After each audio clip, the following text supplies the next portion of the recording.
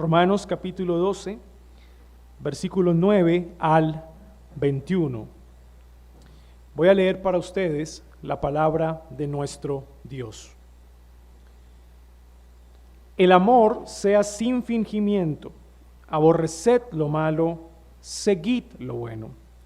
Amaos los unos a los otros con amor fraternal, en cuanto a honra, prefiriéndonos los unos a los otros. En lo que requiere diligencia, no perezosos, fervientes en espíritu, sirviendo al Señor, gozosos en la esperanza, sufridos en la tribulación, constantes en la oración, compartiendo para las necesidades de los santos, practicando la hospitalidad. Bendecid a los que os persiguen, bendecid y no os maldigáis. Gozaos con los que se gozan, llorad con los que lloran. Unánimes entre vosotros, no altivos, sino asociándoos con los humildes. No seáis sabios en vuestra propia opinión. No paguéis a nadie mal por mal. Procurad lo bueno delante de todos los hombres. Si es posible, en cuanto dependa de vosotros, estad en paz con todos los hombres. No os venguéis vosotros mismos, amados míos, sino dejad lugar a la ira de Dios, porque escrito está: mía es la venganza, yo pagaré, dice el Señor. Así que, si tu enemigo tuviere hambre, dale de comer. Si tuviere sed, dale de beber. Pues haciendo esto, ascuas de fuego amontonarás sobre su cabeza. No seas vencido de lo malo, sino vence con el bien el mal. Encomendémonos al Señor. Señor, en esta mañana nos encomendamos delante de ti este tiempo especial de la predicación de tu palabra, reconociendo que es el tiempo más importante de nuestro culto de adoración, donde tú nos hablas, donde tú hablas al corazón de tu iglesia. Ruego, Señor, que el corazón de tu iglesia esté dispuesto para escuchar tu palabra. Y ruego que tu Espíritu Santo aplique la palabra que será predicada a todo tu pueblo. Que podamos modelar tu carácter cada día, que podamos santificar tu nombre cada día, que podamos ser humildes, como aprendíamos hoy, una marca distintiva de un creyente justificado por la fe. Y te ruego, Señor, anticipadamente que podamos amarnos como otra marca de un creyente justificado por la fe. Todo esto te lo pido en el nombre de Jesús. Amén y amén. El apóstol Pablo inicia esta unidad de pensamiento con una proposición muy clara. Nótenlo bien en el versículo 9. El amor sea sin fingimiento. En otras palabras, el amor debe ser sin hipocresía, tanto para los creyentes como para los no creyentes. Sea cual sea el alcance del amor, la condición que domina el significado del texto es sin hipocresía. No se puede amar de cualquier manera, se debe amar de todo corazón. Y esta premisa está íntimamente relacionada con una vida totalmente consagrada. Si me he consagrado en cuerpo y en mente, entonces tengo la capacidad de amar sin fingimiento. Si me he consagrado tanto en cuerpo como en mente, entonces tengo la capacidad de amar sin fingimiento, como lo dice Romanos capítulo 12, versículo 1 al 2, que presentéis vuestro cuerpo en sacrificio vivo, santo, agradable a Dios. Y luego dice: transformados por medio de la renovación de vuestro entendimiento. La práctica del amor se convierte en un fruto contundente de una vida totalmente consagrada a Dios. De manera, mis amados hermanos, que cuando crecemos en el amor, empezamos a aborrecer aquello que es contrario al amor. No debemos conocer el mal para seguir el bien. No es necesario eso. Debemos conocer el bien para aborrecer el mal. Debemos conocer el bien para aborrecer el mal. Ahora, ¿qué es lo bueno? Lo bueno es todo aquello que va en consonancia con el amor de Dios. Y todo lo que va en consonancia con el amor de Dios son los mandamientos de Dios. Como lo dice Jesús en Juan capítulo 14, versículo 15. Si me amáis, guardad mis mandamientos. El amor a Cristo involucra el conocimiento de su palabra, lo cual llamamos ortodoxia. También involucra un profundo sentimiento de gozo por lo que Él ha hecho por nosotros, lo cual llamamos ortopatía. Pero también involucra acciones obedientes en respuesta a la palabra, lo cual llamamos ortopraxis. Por lo tanto, no podemos hablar del amor a Cristo sin ser obedientes a la palabra, sin practicar la ortopraxis. Cuando más vivimos una vida consagrada delante de Dios, más demostramos que le amamos. En las palabras del proverbista lo diríamos de la siguiente manera: el principio de la sabiduría es el temor a Jehová. ¿Y qué es el temor a Jehová? La obediencia. Cuando le obedezco, soy sabio y demuestro que le amo. Así que el verdadero amor hacia Dios está relacionado con los mandamientos de Dios. El verdadero amor hacia Dios está relacionado con la ley moral de Dios. Cuando amamos, obedecemos. Cuando obedecemos, aborrecemos lo malo y seguimos lo bueno. Cuando amamos, obedecemos. Cuando obedecemos, aborrecemos lo malo y seguimos lo bueno. Todo parece indicar que Pablo introduce el tema del amor y cuando lo hace tiene en mente los 10 mandamientos. Hablar del amor no es otra cosa que hablar de los 10 mandamientos. Los primeros 4 mandamientos que aparecen en Éxodo capítulo 20 son: primero, no tendrás dioses ajenos delante de mí. Segundo, no te harás imagen. Tercero, no tomarás el nombre de Dios en vano. Cuarto, guardarás el día de reposo para santificarlo. Estos 4 mandamientos enseñan la responsabilidad que tienen todas las personas delante de Dios. Podríamos decir, reflejan una relación vertical con Dios. Estos 4 mandamientos se pueden resumir con las palabras de Jesús en Mateo capítulo 22, versículo 37. Amarás al Señor tu Dios con todo tu corazón, con toda tu mente, con todas tus fuerzas. Estos 4 mandamientos son la base que constituyen la verdadera religión, el verdadero culto de adoración al Señor. Estos 4 mandamientos son la base de la total consagración. Ahora, ¿qué de los 6? ¿Qué de los 6 restantes mandamientos? Honra a tu padre y a tu madre, no matarás, no adulterarás, no hurtarás, no dirás falso testimonio, no codiciarás. Estos 6 mandamientos enseñan la responsabilidad que tienen todas las personas hacia el prójimo.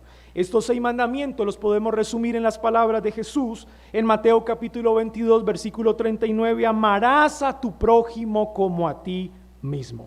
Estos 6 mandamientos son la base que constituye la vida en una verdadera comunidad o sociedad. Podríamos decir, reflejan una relación horizontal con el prójimo. Bueno, sea el prójimo creyente o no. Ese es el punto. Sea el prójimo creyente o no.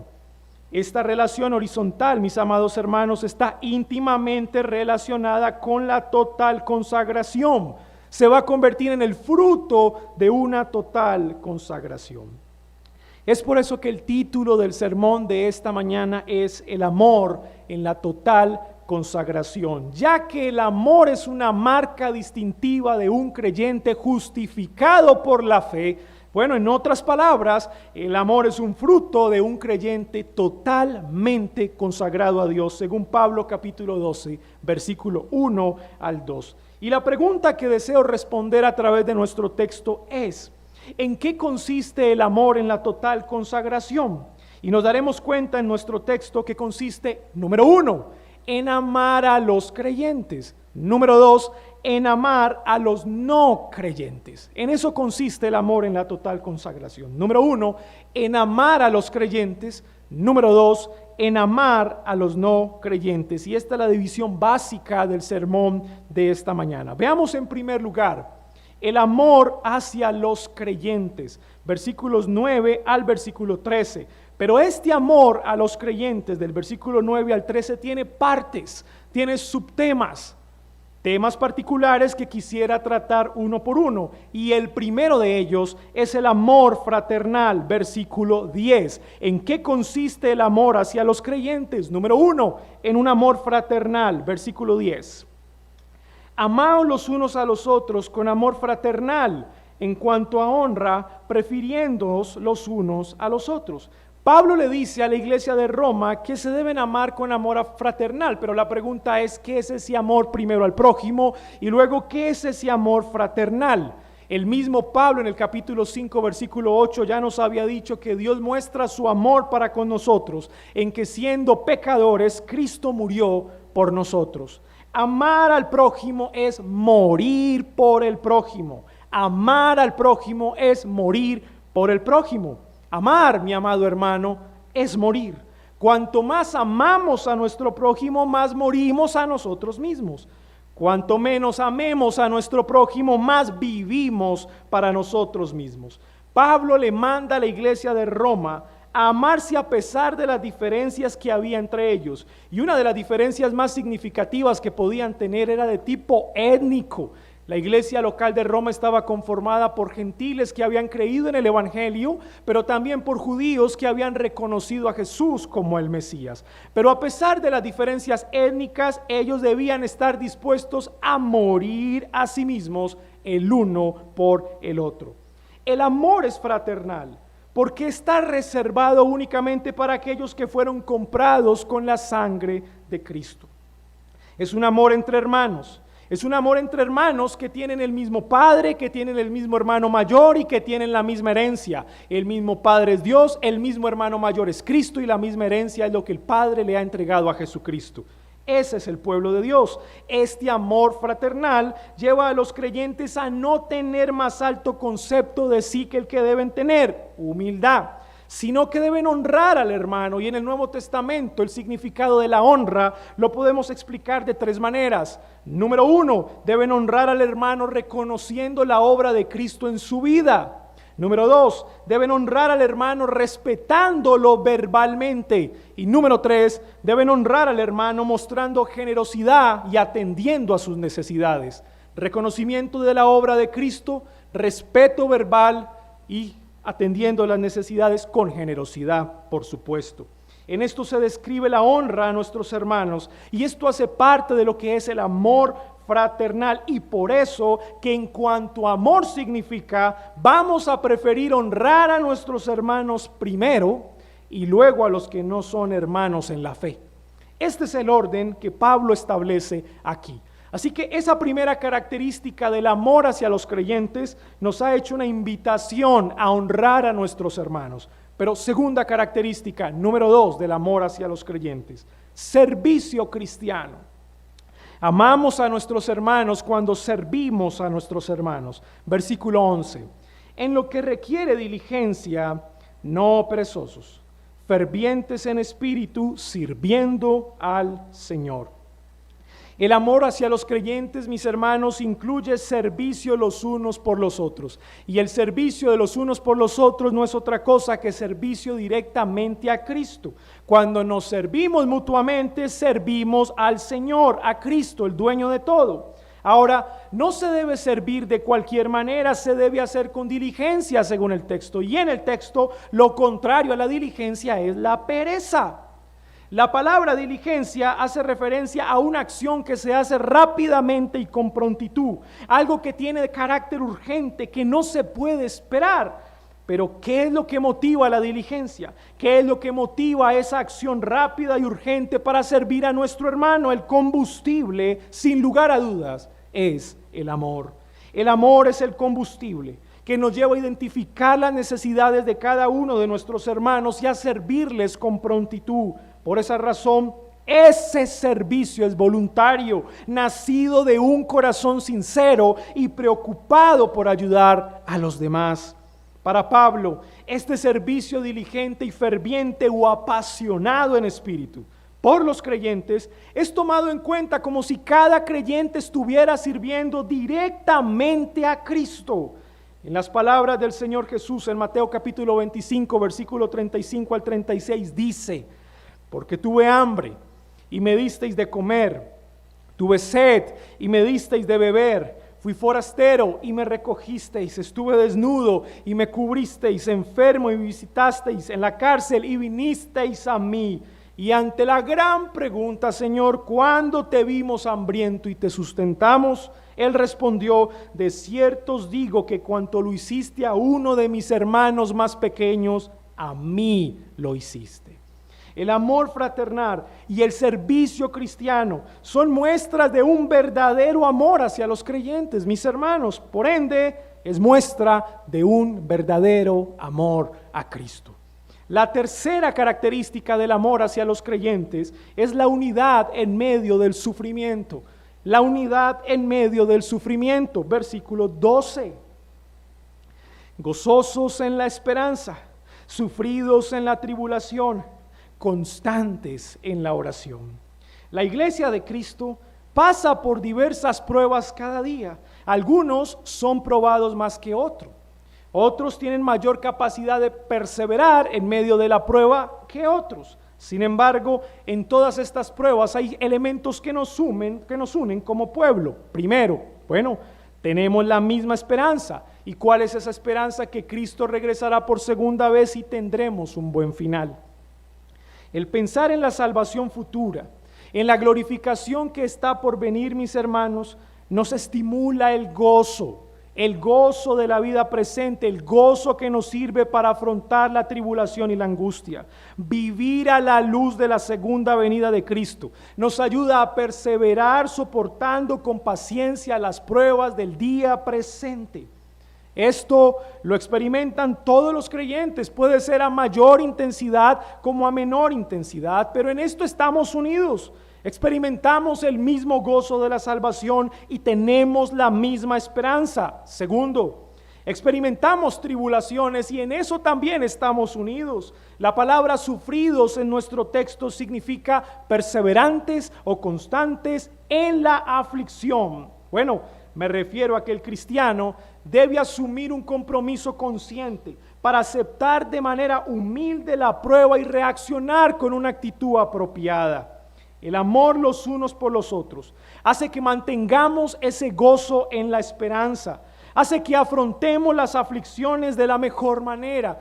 Y es que hay una realidad: en los momentos de aflicción nos necesitamos mutuamente. Usted necesita de su hermano. En los momentos de aflicción debemos estar unidos como pueblo de Dios, ya que como creyentes perseveramos mutuamente en la oración los unos por los otros. Intercedemos noche y día por las necesidades de nuestros hermanos. Oramos por nuestros hermanos porque amamos a nuestros hermanos. Ese es el combustible, el gozo. La actitud correcta, la oración mutua en medio de la adversidad es una muestra pletórica del amor hacia los creyentes. Ya llevamos 3 características del amor hacia los creyentes, pero voy a darles una más, número 4, versículo 13. Versículo 13. Mostramos amor hacia los creyentes cuando somos generosos,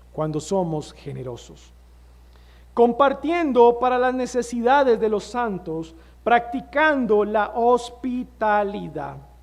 Mis hermanos, en el siglo I era imperiosa la hospitalidad o el alojamiento, ya que muchos viajeros cristianos en algunas situaciones específicas pues no tenían dónde pasar la noche, y Pablo es un ejemplo de ese tipo de viajeros, por supuesto. Pero el mismo apóstol Pablo, que es ese ejemplo, invita a la iglesia de Roma a practicar la hospitalidad, y esa hospitalidad trae un principio de generosidad, porque aparece como un requisito para los pastores en 1 de Timoteo capítulo 3 versículo 2, y se describe con la palabra sea hospedador. Sin embargo, aunque es un requisito para los pastores, también es un principio que toda la iglesia está llamada a practicar por el amor de Dios.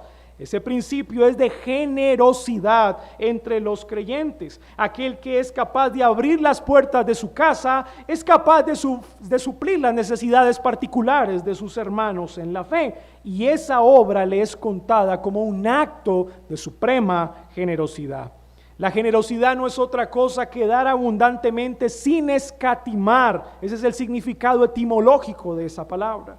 El amor fraternal, el servicio mutuo, la unidad de los creyentes en medio de las pruebas y la muestra de generosidad expresan el profundo amor que debe tener el cristiano hacia otro cristiano o hermano en la fe. Este amor demuestra una total consagración.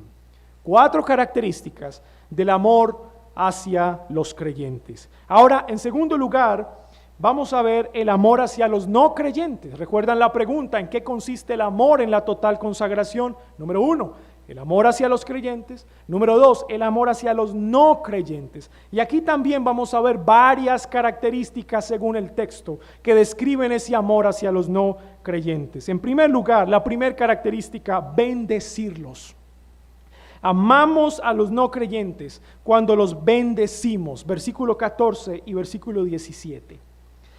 Bendecid a los que os persiguen, bendecid y no maldigáis. Versículo 17.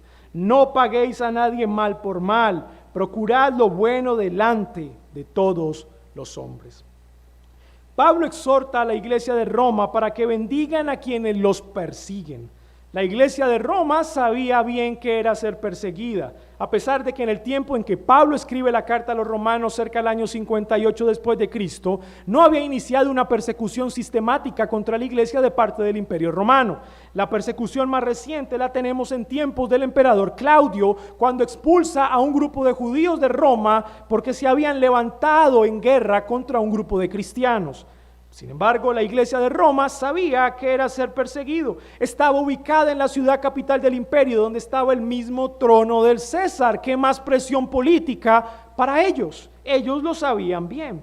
Ahora, a pesar de todo eso, Pablo les dice que deben bendecir a los que os persiguen. La religión cristiana no había sido reconocida todavía como una verdadera religión. Simplemente se veía como una especie de secta dentro del cristianismo.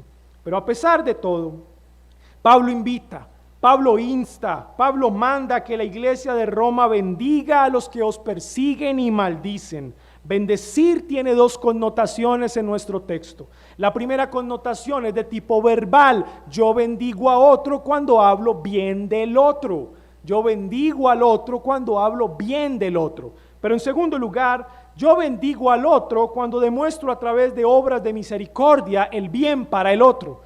El uno es verbal, el otro es a través de acciones. Esas son las dos connotaciones de la palabra bendecir en el texto. Ahora, primero, ayudar materialmente expresa lo que digo con mi boca. Segundo, ayudar materialmente expresa lo que digo con mi boca hacia el no creyente. Ahora, noten esto. La iglesia de Roma estaba llamada a bendecir no a las personas que los bendecían a ellos, que hablaban bien de ellos y que hacían obras buenas para ellos. Estaban llamados a bendecir a aquellos que hablaban mal, maldecían, y a aquellos que hacían mal contra ellos. ¡Qué prueba tan tremenda! La iglesia de Roma estaba siendo desafiada por parte del Espíritu Santo en la boca del apóstol Pablo. Y esto nos recuerda las mismas palabras de nuestro Señor Jesucristo en el Sermón del Monte, que debemos amar a nuestro prójimo y orar por los que os aborrecen y bendecir a los que os maldicen. Esta no es otra enseñanza que la continuidad de la enseñanza de Cristo. Todo parece indicar que bendecir al enemigo sana el corazón del cristiano, porque Dios utiliza al enemigo para sanar las heridas que ese enemigo ocasionó. Esto solamente está en el plan de Dios. Segunda característica del amor hacia los no creyentes: acciones misericordiosas. Yo demuestro amor hacia los no creyentes cuando hago por ellos acciones misericordiosas. Versículo 15 y 16. Gozaos con los que se gozan, llorad con los que lloran. Unánimes entre vosotros, no altivos, sino asociándoos con los humildes. No seáis sabios en vuestra propia opinión. El llamado a que la iglesia practique la misericordia lo vemos reflejado en el texto cuando Pablo dice: gozaos con los que se gozan, llorad con los que lloran. Los creyentes deben ponerse en el lugar de los no creyentes. Cuando los no creyentes quizá están recibiendo cosas muy buenas, los creyentes no debemos sentir envidia porque un no creyente está siendo bendecido en la gracia general o común de Dios. No debe albergar nuestro corazón envidia o amargura hacia ellos. Por el contrario, nos alegraremos con ellos. Pero si un no creyente está recibiendo cosas muy malas, aflicciones muy duras, pues no debemos tampoco burlarnos de ellos, sino que debemos ponernos en su lugar y entender que quizá Dios lo esté castigando. Pero eso no es un motivo de burla. Por el contrario, es un motivo que debe alentar al corazón del creyente a orar por el no creyente para que el Señor tenga misericordia de él, así como ha tenido misericordia de nosotros. Eso es lo que debe estimular. Si los creyentes permanecemos unidos en humildad, no nos jactamos cuando a los inconversos les pasa cosas malas, ni tampoco sentimos envidia cuando les pasan cosas buenas. Nos mantenemos unidos en la humildad. Aprendemos a relacionarnos con los impíos con el fin de presentarles el evangelio, que es nuestro mayor propósito. Pablo está interesado en que la iglesia de Roma entienda que no debe hacer acepción de personas a la hora de predicarles el evangelio. Si bien la iglesia no sabe quiénes serán salvos o no, bueno, la iglesia tiene que cumplir con su deber de la gran comisión y predicar el evangelio a todas las naciones. El creyente debe tener la capacidad de relacionarse tanto con los ricos como con los pobres, porque ricos y pobres tienen la misma necesidad de Cristo, y no mostrarnos altivos, sino humildes. Los creyentes que aman a los no creyentes, bueno, los bendicen, pero también tienen misericordia de ellos. Tercera característica del amor hacia los no creyentes: estar en paz. Estar en paz con ellos. Versículos 18 al 19. Estar en paz. Si es posible, dice Pablo, en cuanto dependa de vosotros, estad en paz con todos los hombres. No os venguéis vosotros mismos, amados míos, sino dejad lugar a la ira de Dios. Porque escrito está: mía es la venganza, yo pagaré, dice el Señor. Esta tercera característica es otro llamado que hace el apóstol Pablo a la iglesia de Roma, para que la iglesia de Roma simplemente sea pacificadora. Ya Cristo lo había enseñado en Mateo capítulo 5 versículo 9, bienaventurados los pacificadores, porque ellos serán llamados hijos de Dios. La relación de ser hijos y de ser pacificadores consiste en que los hijos de Dios se distinguen del mundo porque han alcanzado la paz a través de Jesucristo. Los hijos de Dios se distinguen del mundo en que han alcanzado la paz con Dios a través de Jesucristo. Paz consigo mismos porque su conciencia no les acusa de pecado, y paz con el prójimo por lo que Cristo hizo en la cruz por ellos. ¿Notan eso? Paz con Dios a través de Jesucristo, paz conmigo mismo porque mi conciencia no me acusa de pecado, y paz con mi prójimo debido a la obra que Cristo hizo por mí. Esta paz refleja o modela el carácter de Cristo. Dicha paz, según el proverbista en el capítulo 15, versículo 1, consiste en que la blanda respuesta quita la ira, mas la palabra áspera hace subir el furor. También lo dice en el versículo 4 del mismo capítulo: la lengua apacible es árbol de vida, mas la perversidad de ella es quebrantamiento de espíritu. También lo dice en el versículo 18 del mismo capítulo: el hombre iracundo promueve contiendas, mas el que tarda en airarse apacigua la rencilla. Sin embargo, note bien las palabras, mire su Biblia, mire con atención, mire las palabras de Pablo: en cuanto dependa de vosotros. En cuanto dependa de vosotros. Esto es interesante. Hay circunstancias, mis amados hermanos, en las cuales no se puede mantener dicha paz con el no creyente. Y esto se da cuando la verdad del creyente debe ser sacrificada por mantener la paz. Es una especie de sacrificio de convicciones por mantener la paz con los no creyentes. Ahora, nosotros somos radicales. Nosotros no somos fanáticos, y lo he repetido más de una vez. Los fanáticos están dispuestos a ofender y a matar por sus convicciones. Nosotros somos radicales porque estamos dispuestos a morir por nuestras convicciones. En otras palabras, no vamos a negociar la verdad que hemos adquirido en Cristo por la paz con los no creyentes. Esa es la gran excepción que nuestro texto muestra a través de Pablo. Mis hermanos, pero que seamos claros en esto: en cuanto dependa de nosotros, debemos ser pacificadores. Si la verdad de Dios que tenemos como convicción y la paz que tenemos con los no creyentes pueden permanecer unidas, no hay problema y siempre vamos a estar luchando por ser pacificadores. Pero en el momento en que la verdad de Dios sea eliminada o esté exigida a ser eliminada en nuestros corazones, la paz tiene que ser sacrificada. Esa es la única excepción. Por otro lado, mis hermanos, el vivir en paz con los no creyentes también nos libra de un sentimiento de venganza que podemos albergar en nuestros corazones en cualquier momento. Nos lleva a confiar plenamente en la justicia de Dios, el cual dará a cada uno lo que le corresponde. Ahora, Pablo, para reforzar su enseñanza, está citando un texto de Deuteronomio capítulo 32, versículo 35, que dice: mía es la venganza, yo pagaré, dice el Señor. Nuevamente, las oraciones imprecatorias son en nuestro texto relevantes, porque las oraciones imprecatorias le permiten al alma del creyente descansar en Dios y librarse de esos sentimientos de amargura y de venganza. De Dios es la justicia, Él hará justicia, de Dios es la venganza, Él hará venganza, su venganza no es como la nuestra es pecaminosa, la de Dios es santa. Dejémoslo a Él. La paz con los no creyentes es una gran muestra de amor hacia ellos. Y ya llevamos 3, ¿no? 3 características del amor hacia los no creyentes. Vamos a una cuarta característica: ser generosos con ellos. Versículo 20. Si tenemos que ser generosos con nuestros hermanos en la fe y así demostramos el amor, pues también estamos llamados a ser generosos con los que no son hermanos en la fe y también les demostramos que les amamos.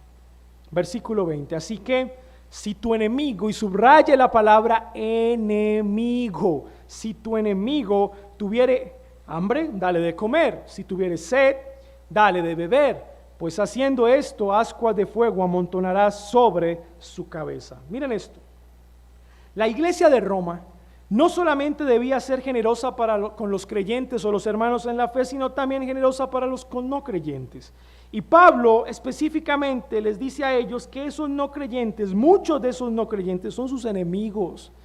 Y en el contexto del siglo I podemos ver las oposiciones de parte de la sociedad romana incrédula al avance de la iglesia. Ellos lo estaban experimentando y años más adelante lo iban a experimentar con mucha más fuerza después del incendio del 64. Pero ya esto era un camino de preparación. El Espíritu Santo los estaba preparando. La iglesia debía ser generosa para con sus enemigos. Cristo lo dice en Mateo capítulo 5 versículo 44, pero yo os digo, amad a vuestros enemigos, bendecid a los que os maldicen, haced bien a los que os aborrecen y orad por los que os ultrajan y os persiguen. Porque si amáis a los que os aman, ¿qué recompensa tendréis? ¿No hacen también lo mismo los publicanos?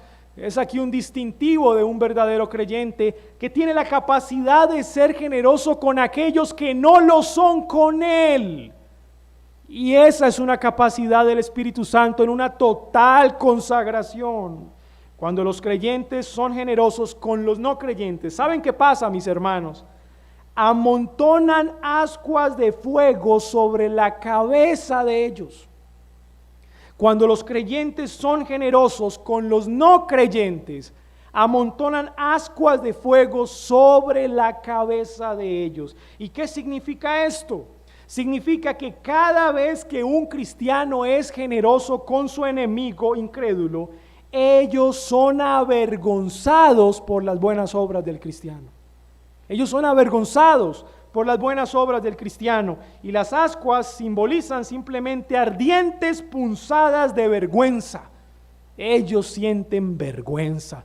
Y claro, uno de los distintivos que tenía la iglesia en los primeros siglos de una persecución que se desató terriblemente en el siglo II era que se amaban y que tenían la capacidad de amar aún y de dar cosas aún por los que los estaban matando.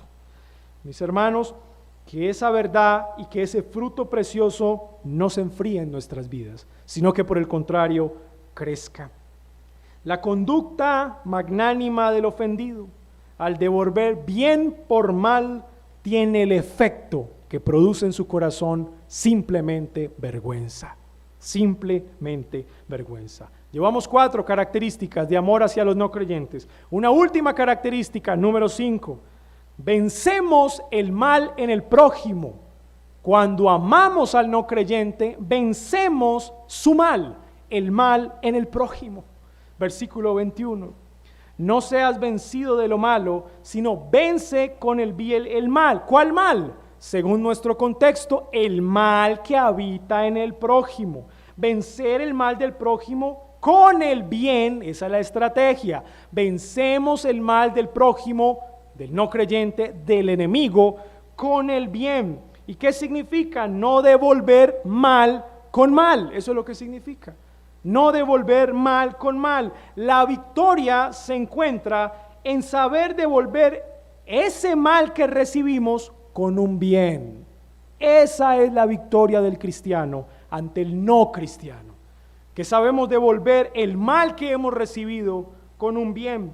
Es allí cuando el creyente vence el mal del prójimo. Así lo vence.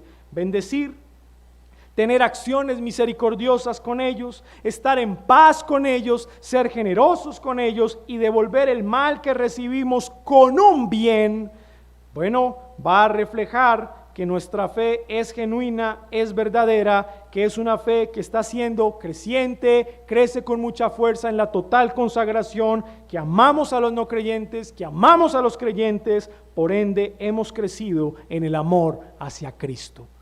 Mis hermanos, el amor en la total consagración consiste en dos características. Amamos a los creyentes y les di 4 características de lo que eso significa. Pero también consiste en amar a los no creyentes y les di 5 características de lo que eso significa. Que Dios nos ayude, ¿verdad? Que Dios nos ayude. Ahora, Cristo nos demostró su amor. Cristo es el ejemplo supremo de amor en nuestro pasaje. Cristo es el ejemplo supremo de amor en nuestro pasaje, como lo dice Primera de Juan, capítulo 4, versículo 9, en relación con la carta a los romanos. En esto se mostró el amor de Dios para con nosotros, en que Dios envió a su Hijo unigénito al mundo para que vivamos por Él. En esto consiste el amor, no en que nosotros hayamos amado a Dios, sino en que Él nos amó a nosotros y envió a su Hijo en propiciación por nuestros pecados. Pero ¿saben una cosa? Cristo no solamente amó a los elegidos, sino que también tuvo un amor general, una bondad general con los no elegidos, con los no creyentes. Y estando clavado en la cruz, exclamó en Lucas capítulo 23, versículo 34, Padre, perdónalos, porque no saben lo que hacen. Y estos le habían acabado de perseguir, le habían acabado de maldecir. Cristo es nuestro mayor ejemplo de amor. No hay otro como Él. No hay otro como Él. Mis amados hermanos, ¿qué nos ha dicho el Espíritu Santo en esta mañana a través de esta predicación? ¿Qué nos ha dicho el Espíritu Santo? Nos ha exhortado. Y la exhortación del Señor en esta mañana es a ser coherentes. El verdadero cristianismo es coherente. Si decimos que nos estamos esforzando en una total consagración, si decimos que vivimos en una total consagración, entonces debemos demostrarlo. No se puede quedar meramente en palabras, en sermones o en discursos. Debemos demostrarlo. Debemos amar a nuestros hermanos. Debemos amar a los que no son nuestros hermanos. Y saben, si estamos teniendo problemas para amar a nuestros hermanos, entonces eso dice mucho de nuestra consagración. Habla mucho de nuestra vida consagrada al Señor. ¿Y cómo deberíamos amar a nuestros hermanos? Voy a resumir lo que dije en la predicación. Con un amor fraternal, escuche esto, mi hermano. Este amor fraternal incluye respeto verbal. Respeto verbal. Yo también amo a mi hermano cuando lo respeto verbalmente y me sé dirigir a él. 2, sirviéndole con entusiasmo y con diligencia. Ya lo vimos, con un espíritu apasionado. 3, estando unidos con el hermano en el sufrimiento. Y ¿saben una cosa? Yo sé que los creyentes cuando están pasando aflicción esperan siempre que sus pastores estemos ahí. Y efectivamente ese es un llamado que como pastores debemos responder. Pero este texto también nos enseña algo más, que la responsabilidad de estar unidos ante el creyente que está sufriendo no es exclusivamente una responsabilidad pastoral, sino que también es una responsabilidad de toda la iglesia. Mis amados hermanos, debemos estar unidos con los hermanos en el sufrimiento. Y número 4, debemos ser generosos. Eso lo vimos en la predicación. Si hacemos esto, demostramos que nuestra vida está totalmente consagrada a Dios y seguimos creciendo. Y si no es así, hago un llamado a que se arrepienta de sus pecados, mis hermanos, y ruegue al Señor que le permita crecer en consagración y en amar a sus hermanos en la fe. ¿Cómo amar a los no creyentes? Y para muchos de ustedes esto que es mucho más difícil, ¿verdad? Será mucho más difícil porque estos enemigos son desde muchos ámbitos. Sin embargo, Pablo también habla del amor hacia los no creyentes dentro de esa total consagración. ¿Y cómo lo hacemos? Resumo, bendiciéndoles, tanto en obras como en palabra. Número 2, realizando acciones misericordiosas a ellos también. Número 3, estando en paz con ellos mientras dependa de nosotros. Número 4, siendo generosos. Y número 5, venciéndoles su mal cuando les devolvemos un bien por un mal que nos ha hecho. Si estamos teniendo problemas para amar a los no creyentes, mis hermanos, queremos decir esto: nos amamos a nosotros mismos. Eso es el asunto. Si tenemos problemas para amar al creyente y al no creyente, nos amamos mucho a nosotros mismos. ¿Sabe por qué? Porque amar es morir. Porque amar es morir. Mientras más muero a mí, más amo a los demás. Si piensas en servir al Señor un día cuando estés en la gloria, y le piensas servir cara a cara, y ese es tu anhelo y es tu esperanza, y vives esta vida cristiana pensando eso, empieza sirviendo a tu hermano hoy como anticipo de lo que harás en el reino eterno de Cristo. Para los niños que me están escuchando, niños, yo sé que ustedes han prestado atención a la predicación. El amor no está en un corazón pintado de rojo. Ahí no está el amor. El amor no está en un corazón pintado de rojo. El amor está en una cruz manchada de sangre. Ahí está el amor, niños, en una cruz manchada de sangre. El amor es una persona, el amor es Jesús. Y Él lo ha demostrado muriendo en la cruz y derramando su sangre. Eso es. Así que, amado niño, tú muestras el amor de Dios en tu vida para con los demás. Cuando haces algo bueno por ellos, el amor es más que palabras, son actos. Ellos también, el amor también habla por los actos. Si alguien te ofende, amado niño, entonces no le devuelvas la ofensa con una ofensa. En lugar de eso, vénsele su mal, hablando bien de ese niño y orando por él delante de Dios. Ese es el llamado que te hago. Para los amigos que me escuchan, amados amigos, porque le amamos, predicamos el evangelio y le decimos estas verdades a usted. Hoy usted ha escuchado este mensaje y esperamos de todo corazón que usted se arrepiente y confiese sus pecados y venga a Cristo. De lo contrario, ¿sabe qué va a ocurrir con usted, amado amigo? Amontonará ascuas de fuego sobre su cabeza. ¿Y sabe qué significa? Que será avergonzado en esta vida, pero lo que será aún peor y de lo cual quiero que evites, serás avergonzado en el día del juicio final, porque el juez justo, que es Cristo, te condenará para siempre. Esa es la peor vergüenza vivida. Y por eso con amor te ruego a que te libres de esa última vergüenza, de esa vergüenza final, viniendo a Cristo de todo corazón. Mis amados hermanos, recuerden esto: amar es morir. Demos gracias a Dios. Señor, te damos gracias en esta mañana. Gracias por este tiempo. Gracias por la predicación de tu palabra. Sé, Señor, que a veces hay textos fáciles que comunican un mensaje muy tierno, muy consolador.